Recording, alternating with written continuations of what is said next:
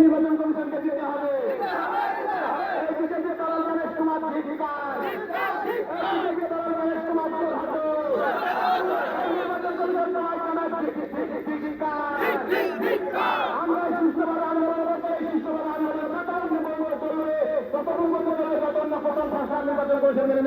তাই আমরা এই সুস্থভাবে আন্দোলন শেষ করবো না।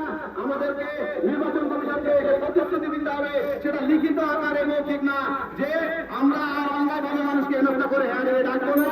আমরা যে প্রথম খসড়া তালিকা তৈরি হয়েছে সেই খসড়া তালিকায় শেষ কথা, সেই খসড়া তালিকায় যারা ভোটাধিকার ছিল তারা সবাই ভোটাধিকার পাবে। আর নির্বাচন কমিশনকে যদি সেটা না হয়, এখানে গণেশ কুমারকে বিবৃতি দিতে হবে, তাহলে এই মোদী সরকার, এই টিএমসি সরকার, এই আমার ভোট দিয়ে তৈরি, তাহলে এই সরকার অবৈধ হোক, তাহলে এই অবৈধ সরকারকে নির্বাচন কমিশনকে ইস্তফা দিতে বলতে হবে। তারপরে আমরা এই আন্দোলনে উঠবো, তার আগে আন্দোলনে উঠছি না। আমরা আন্দোলনে উঠবো না তো।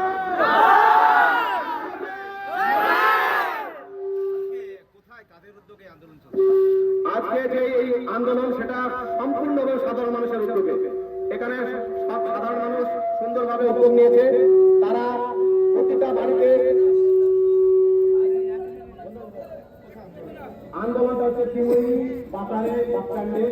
এই আন্দোলন শুধু চিমনি বাজার বাসস্ট্যান্ডে এলাকার গোটা নওগাঁর মানুষ আজ আন্দোলনে সামিল হয়েছে।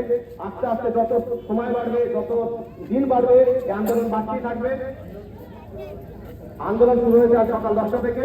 এই আন্দোলন কতদিন চলবে বলা যায় না, যতদিন পর্যন্ত নির্বাচন কমিশন সঠিকভাবে তথ্য না দেবে যে আমরা এই প্রথম খসড়া তালিকা এবং অন্যায়ভাবে হেয়ারিং টাকা বন্ধ করে দিচ্ছি, আমরা এই আন্দোলন সেদিন তুলে দেবো। তার আগে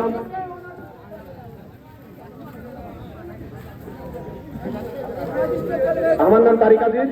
আর এই আন্দোলন ততক্ষণই উঠবে যতক্ষণ পর্যন্ত আমাদের সুস্থ হবে তাদের নামে দিবে। হ্যালো,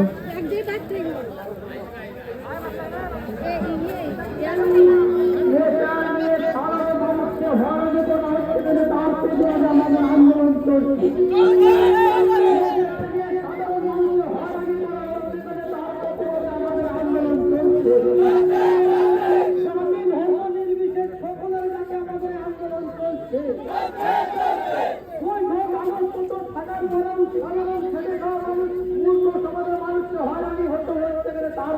আন্দোলন চলছে, জাতি ধর্ম নির্বিশেষে সবার কাছে আমাদের আন্দোলন চলছে।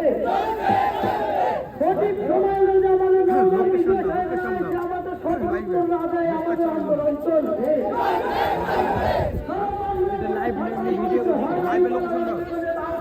আন্দোলন চলছে।